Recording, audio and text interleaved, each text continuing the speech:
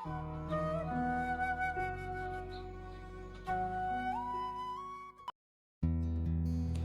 My dear beautiful souls, आप सभी का शिवम 333 चैनल पे बहुत बहुत वेलकम है। माय डियर सोल्स, अभी तक हमने पार्ट 1 पार्ट 2 में देखा कि 3 ऑफ द एग्रीमेंट्स कैसे हमें अपने लाइफ में इनकॉर्पोरेट करने हैं। अभी हम अपना 4th एग्रीमेंट देखेंगे।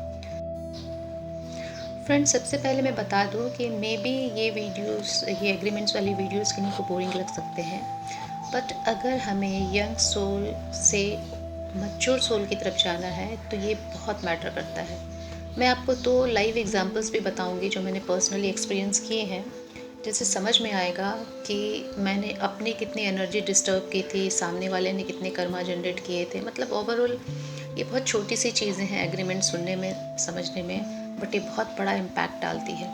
और सोल लेवल चेंज कैसे होता है? सिर्फ और सिर्फ हमारी चेतना से। चेतना क्या? अवेयरनेस। अवेयरनेस मतलब समझ। और एक बार हमारी चेतना बढ़ती है तो हम इस लाइफ में मैच्योर सोल में जाएं या ना जाएं, बट हमारी सोल में वो अवेयरनेस आ जाती है। और जब उस लाइफ को छोड़ के जाते हैं तो वो सोल उस चेतना के साथ जाता है और उसी चेतना के साथ वो रीबर्थ लेता है। मतलब आपने वो जर्नी तय कर ली। नेक्स्ट बर्थ में सपोज आपने स्टैंडर्ड 5 यहाँ पास कर लिया है, तो नेक्स्ट बर्थ में मैक्सिमम पॉसिबिलिटीज़ है आप स्टैंडर्ड 6 में ही आएंगे। तो इसलिए इसको लाइटली मत लीजिएगा। आइए बात करते हैं 4th एग्रीमेंट की। वो एग्रीमेंट है try to see the intentions behind the speaking. मतलब आप या हम जब भी किसी से बात कर रहे हैं तो वो क्या बोलना चाह रहा है, उसके इमोशंस क्या है, भाव क्या है, हमें उस पर ध्यान देना चाहिए, ना कि डिक्शनरी मीनिंग्स पे। मतलब सपोज़ एक बंदा आपसे सिंपल सा सेंटेंस बोल सकता है जो कि आपको बुरा लग सकता है, बट मे बी कि वो बहुत अच्छे मन से, बहुत इमोशनली हैप्पी हो के आपसे वो डिस्कस कर रहा है, बट उसके वर्ड सिलेक्शन अच्छे नहीं है। वो ऐसे वर्ड्स को पिक कर रहा है जिसका डिक्शनरी मीनिंग थोड़ा डिफरेंट है, और आपकी डिक्शनरी, आपकी वोकैबुलरी बहुत स्ट्रांग है। आप वर्ड टू वर्ड मीनिंग देखते हो, राइट? यहाँ 4 एग्रीमेंट्स बुक के ऑथर बोलते हैं कि always be sceptical but learn to listen. मतलब ओके, आप डाउट कीजिए किसी पे, बट संदेहवादी उतना भी ना बने कि आप अपना विवेक का इस्तेमाल ना कर सके और सामने वाले की मनसा समझ ना सके, मतलब उसके भाव समझ ना सके। Capacity to learn to listen का मतलब क्या है? इसका मतलब ये नहीं है कि सामने वाला क्या बोल रहा है वर्ड टू वर्ड हमें मीनिंग पता हो, कि जो बोल रहा है वो हम समझ सकें। बट सपोज सामने वाले ने बोल दिया कि आप बहुत अच्छा गाती हैं, बट इससे हम ये भी ले सकते हैं कि ओके, उसने मेरे गाने की तारीफ़ की, बट क्या हम उनके भाव को कैच कर पा रहे हैं कि वो लिटरली हमें अप्रिशिएट करते हैं और हमारे वेल विशर हैं? उनकी खुशी, जब बोलते हुए उन्होंने कितनी खुशी जताई थी, क्या उस भाव को हम कैच कर पा रहे हैं? नहीं ना। ये एक सेंटेंस बहुत सारे लोग आपको बोल सकते हैं, बट सबके भाव अलग अलग हो सकते हैं। एक बंदा जो आपसे बहुत जेलस फील करता है वो भी आपकी तारीफ में बोल सकता है कि आप बहुत अच्छा गाते हो। तो learn to listen, try to catch the emotions behind the words. और इस टैलेंट के अभाव में हमारे professional relationship, family relationship, friendships बहुत बहुत बहुत मेजरली इफ़ेक्ट होती है, स्पॉइल हो सकती है। देखो फ्रेंड्स, लाइफ में आप किसी भी चीज़ को सफ़र करते हो उसके पीछे मेरे हिसाब से, एज़ पर माई थाट्स, 2 या 3 रीज़न ही होते हैं। क्या तो आपको कर्मा बैलेंसिंग करनी है, कर्मा रिलीज़ करना है, या फिर आपको वो एक्सपीरियंस करके और भी लोगों को ट्रेन करना है या टीच करना है या उनको समझाना है, राइट?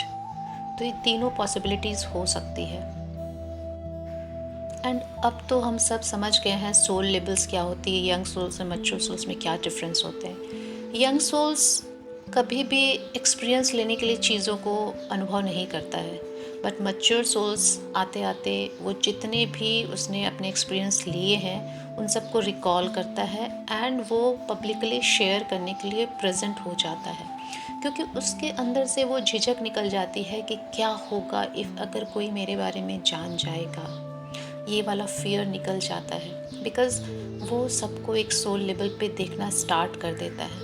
उसे लगता है इट्स ओके ना, अगर मैंने इस लाइफ में कुछ गलत किया है तो I am not alone, this is my pre birth planning to take some lessons. वैसे ही सामने वाला भी अपना लेसन ले रहा है, वो भी अपना लेसन ले रहा है। तो एक वननेस का भाव धीरे धीरे आने लगता है और सब उसे अपने से लगते हैं। एंड ये फैक्ट भी है कि जब कोई अपना एक्सपीरियंस, लाइव एक्सपीरियंस शेयर करता है, तब वो चीज़ें हमें ज़्यादा समझ आती है। अभी मैं अपने 2 एक्सपीरियंस शेयर करूँगी, वो सिर्फ़ और सिर्फ इसलिए शेयर करना चाहती हूँ कि उसके कारण जो इमोशंस डेवलप हुए थे रिलेशनशिप में, वो आप समझ पाएँ। जिससे कि ये चीज़ें जो आपको बहुत छोटी सी लग रही है ना, वो समझ पाएँ कि वो कितने जन्मों के लिए एक हर्डल बन सकती है। और इन छोटी-छोटी चीज़ों के कारण हमारे रीबर्थ्स कितने नंबर ऑफ़ टाइम्स बढ़ सकते हैं। उन पर्टिकुलर सोल्स के साथ कितनी बार हमें कर्मा बैलेंस या रिलीज़ करना पड़ सकता है। हमारा एक ग्रुप था, फ्रेंड्स का ग्रुप था, तो उसमें एक फ्रेंड के साथ अचानक मैंने सुना कि सबकी कुछ अनबन होने लगी। सब धीरे-धीरे उससे दूर जा रहे थे बिकॉज़ थोड़ी वो टेम्परामेंटल होने लगी थी एंड सबसे चिड़चिड़ा के फ्रस्ट्रेट होके बात करती थी, राइट? कुछ भी बोल देती थी किसी के बोलने से। तो सब फ्रेंड्स धीरे-धीरे उससे दूर जाने लगे थे। मैं शायद उससे मिल नहीं पा रही थी because I left that city and मैं कहीं बाहर चली गई थी पढ़ने के लिए। बट जब मैंने ये सुना अदर फ्रेंड से, तो 2 मिनट के लिए अचानक से मेरे मन में आया कि she might be in trouble. वो किसी न किसी ऐसे प्रॉब्लम से गुजर रही है जिसके कारण फ्रस्ट्रेट हो रही है। बिकॉज़ मुझे उसके फ्रस्ट्रेशन वाले वर्ड्स जब मैं सुनती थी फ्रेंड्स लोगों से और उसके रिएक्शन सुनती थी, मैं उसके पीछे का लॉजिक जानने की पता नहीं क्यों कोशिश कर रही थी कि रीज़न क्या है। बिकॉज़ मुझे बिलीव नहीं हो रहा था कि या वो एट फ्रंट वो ऐसा बिहेव कर सकती है। And trust me friends, after, मैं तो उससे मिली नहीं दोबारा, but after 7-8 years when coincidentally जब उससे मैं मिली, तब मैंने उससे ऐसे ही बातों बातों में इनडायरेक्टली पूछा, तो मुझे पता चला she has lost her father at that time. जबकि वो उन लोगों के साथ वो बहुत फ्रस्ट्रेट हो रही थी and due to that reason उसको लगता था कि यूनिवर्स ने उसके साथ ऐसा क्यों किया, इस एज में उसके फादर को ले लिया। मतलब बहुत ज़्यादा वो अपने आप को विक्टिम समझ रही थी कि मेरे साथ क्यों यूनिवर्स ने ऐसा किया, और उसके कारण वो फ्रस्ट्रेट हो रही थी। उसके बाद तो मेरे उसके रिलेशंस इतने अच्छे हो गए and I thank to God कि भगवान, मुझे आपने उसको सही समझने का मौका दिया और मैंने उसको सही समझा। तो आज हमारी फ्रेंडशिप बहुत लविंग है, बहुत टचिंग है। एंड बाकी जो फ्रेंड्स उसके फ्रस्ट्रेशन को ही देख के बिहेव कर रहे थे, मतलब अगर कोई बंदा आपका बहुत सालों से बहुत अच्छा फ्रेंड है और आप सिर्फ वर्ड्स पे जाते हो, कम्युनिकेशंस पे जाते हो, तो बहुत इजीली आप उससे उसके नज़दीक आ सकते हो, दूर जा सकते हो उसके रिएक्शन से। बट अगर आपको इमोशंस पढ़ने आते हैं तो आप पक्का से पढ़ लोगे कि हाँ, कोई ना कोई प्रॉब्लम है। इसमें क्या हुआ, मैंने उसके लिए कोई भी कर्मा जनरेट नहीं किया, मैंने उसको कर्स नहीं किया। बाकी सब फ्रेंड्स उसके बारे में गलत बात करते थे बट मैंने कभी नहीं किया। तो क्या हुआ, मेरी तरफ से हमेशा उसको एक लविंग वाइब्स मिलते रही, जिससे हमारा रिलेशन हमेशा अच्छा रहा।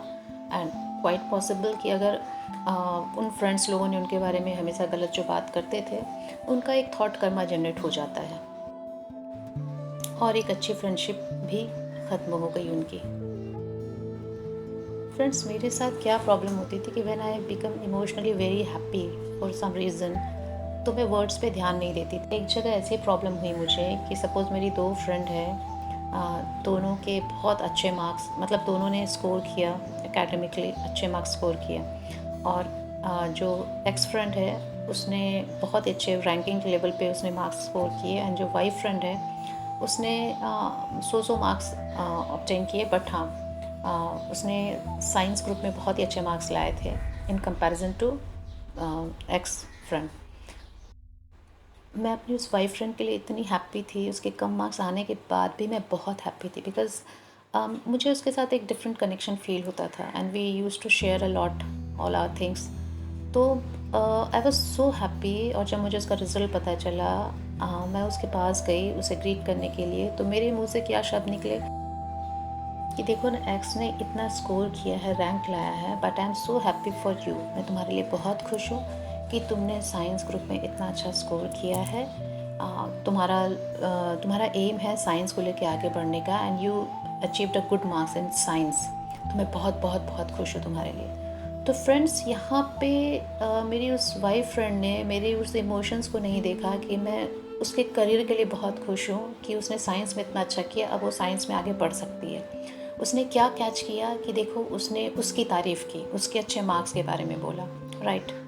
उस बात को लेके वो बहुत दिनों तक परेशान रही, मुझे पता भी नहीं चला। मुझे बाद में अदर फ्रेंड्स ने बताया आफ्टर 1-2 ईयर्स कि जब मुझे लगा कि वो मुझसे दूर जा रही है, क्या रीज़न है, तब दूसरे फ्रेंड्स ने बताया, उसी की एक अच्छी फ्रेंड ने जो हम दोनों के बीच में थी, उन्होंने बताया कि पता नहीं तुमने उसे क्या बोल दिया। उसके बाद वो बहुत रोई, उसके फैमिली वालों ने भी तुम्हें बहुत कर्ज किया कि एक समझते कि अपने आप को दिस एंड दैट।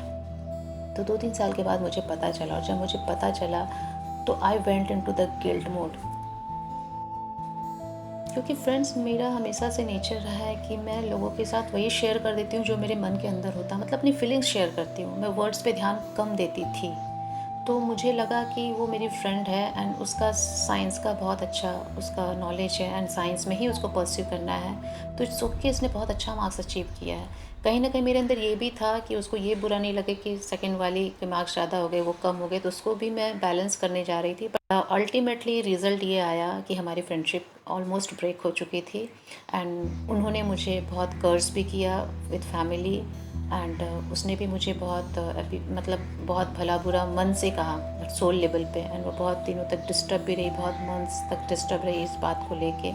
तो फ्रेंड्स, जब कोई सोल डिस्टर्ब होती है ना, भले आपका कोई आपकी कोई गलती हो ना हो, बट आपको एनर्जी कैच होती है, कहीं ना कहीं वो चीज़ें सर्कुलेट होती है यूनिवर्स में। तो वो मैंने बहुत दिनों तक फील किया एंड मैं बहुत गिल्ट में आ गई कि शायद मुझसे ही कुछ गलत हुआ होगा तभी उन्होंने ऐसा, क्योंकि उस समय मुझे ये सब पता नहीं था कि ये नेचर भी होता है बहुत ज़्यादा चीज़ों को हमेशा पर्सनल लेने का। कि जब भी कोई बात हम किसी से सुनते हैं ना, तो हम ये कैच करते हैं कि मेरी रिस्पेक्ट कर रहे हैं या डिसरिस्पेक्ट कर रहे हैं, चाहे वो रिलेशन कितना भी लविंग हो। बट जब हमारी आदत हो जाती है ना, तो हम चीज़ों को तोल मोल के सुनते हैं। तो फ्रेंड, मुझे तोल मोल के बोलने की आदत नहीं थी, बट मेरी उस फ्रेंड को तोल मोल के सुनने की आदत थी। तो हमारे बीच के रिलेशंस बहुत ख़राब हो गए और इमोशनली बहुत ख़राब हो गए एंड सोल लेवल पे भी ख़राब हो गए। तो यहाँ मेरा एम्फोसिस आपको बताने का यही है कि हमारा सोल लेवल पे चीज़ें ख़राब हुई, और जब सोल लेवल पे आप कुछ चीज़ें ख़राब करते हैं तो वो बहुत बर्थ तक जाती है। And after a very very long period of time when I came into this healing line, जब मैं स्पिरिचुअल लाइन में इसमें आई, देन मुझे पता चला कि ऐसी चीज़ों को फॉरगिवनेस से हम ठीक कर सकते हैं। एंड मैंने बहुत फॉरगिवनेस प्रेयर एंड हीलिंग्स के थ्रू उस रिलेशन को मैंने अपने गिल्ट को रिमूव किया, क्योंकि वहाँ मेरी गलती थी नहीं, बट मैंने गिल्ट कैरी कर लिया था। बहुत सालों तक मेरे अंदर वो गिल्ट था कि मेरे कारण उसके साथ ऐसा हुआ। तो गिल्ट बहुत दिनों तक था, और उसके वो उसको भी फॉरगिव किया और ख़ुद को भी फॉरगिव किया, क्योंकि हर एक सोल जो अपने अंदर गिल्ट और इस टाइप के लो वाइब्रेशन वाले इमोशंस कैरी ऑन करती है, तो सोल की पावर कम होती है। और जो आपकी सोल है ना फ्रेंड्स, आपके ब्रेन को पता हो ना हो, बट वो हर पल अपने इवोल्यूशन को, अपनी चेतना को बढ़ाने के लिए परेशान रहती है। उसका हर एक कदम ऐसा होता है कि वो सोल के स्टेजेस के लेवल्स को क्रॉस कर कर के ऊपर जाए। तो जब हम ऐसी कोई भी एक्टिविटी करते हैं, चाहे वो विलिंगली हो या अनविलिंगली, जिससे सोल की चेतना नीचे आती है, तो हमें उसको सॉरी बोलना चाहिए, बिकॉज़ हम फिर कल्प्रिट होते हैं अपनी सोल के लिए। फ्रेंड्स, जब मुझे पता चला कि ये प्रॉब्लम हमारे बीच में थी, और मेरे गलत वर्ड्स के कारण नहीं, बल्कि सामने वाले के बहुत ज़्यादा पर्सनल लेवल पे लेने के कारण ये चीज़ें मिसअलाइन हो गई, मैंने फॉरगिवनेस से और हीलिंग से उस रिश्ते को ठीक किया। नाउ अब हम बहुत अच्छे फ्रेंड हैं वापस। Now we are enjoying our previous friendship. अब वो सारी प्रॉब्लम दूर हो गई एंड लिटरली फ्रेंड्स, मेरे इमोशंस उस समय भी बहुत प्योर थे, तो धीरे धीरे उसे भी बात समझ में आ गई। डिवाइन ने हमें, यूनिवर्स ने मुझे टाइम दिया खुद को हील करने का, उस गिल्ट से निकालने का, एंड उसके मेरे रिलेशनशिप को सूदिंग बनाने का। जानते हो फ्रेंड्स, इसके कंसिक्वेंसेस क्या होते हैं अगर हमारा रिलेशन ठीक नहीं होता। जब भी कभी हम रीबर्थ लेते हैं ना, तो उस सोल के, वो जब भी किसी जन्म में मुझे देखती, तो उसे एक रिपल्सन फील होती, वो मतलब उसको एक बैड वाली वाइब्रेशन मिलती, क्योंकि उसके इस जन्म के एक्सपीरियंस मेरे साथ अच्छे नहीं थे। उसने मुझे कर्ज भी किया था या वो दुखी भी थी। एंड मेरे साथ क्या होता, मैं जो ये गिल्ट कैरी करके जाती ना इस बर्थ से, वो गिल्ट मेरे मन में तब तक रहता जब तक किसी बर्थ में मैं उसके साथ फॉरगिवनेस ना कर लूँ। और हम दोनों ही बाइंड होते कोई ना कोई रीबर्थ लेने के लिए, जहाँ पे एक दूसरे के साथ आके इस कर्मा को बैलेंस करते हैं। तो फ्रेंड्स देखिए, छोटा सा इवेंट कितने नेगेटिव कर्मा एंड इमोशंस हमारी सोल के साथ अटैच कर सकता है, जिसको हम कितने ही रिबर्थ में कैरी कर सकते हैं। ट्रस्ट मी फ्रेंड्स, ये जर्नी हमें कर्मा रिलीज एंड बैलेंस करने के लिए मिली है, ना कि यहाँ से एक्स्ट्रा लगेज कैरी करना है हमें। और अगर हम ये 4 एग्रीमेंट्स फॉलो करते हैं तो मैक्सिमम पॉसिबिलिटीज़ है कि हम एटलीस्ट न्यू कर्मा या इमोशंस का भार अपनी सोल पे नहीं डालेंगे। फ्रेंड्स, चॉइस हमारी खुद की है। इन टॉपिक को सिंपली समझ के आया गया कर दें, या फिर इनसे अपनी लाइफ चेंज कर लें। ये हमारे यंग सोल से मैच्योर सोल तक जाने के लिए बहुत बड़ा टूल है ये 4 एग्रीमेंट्स।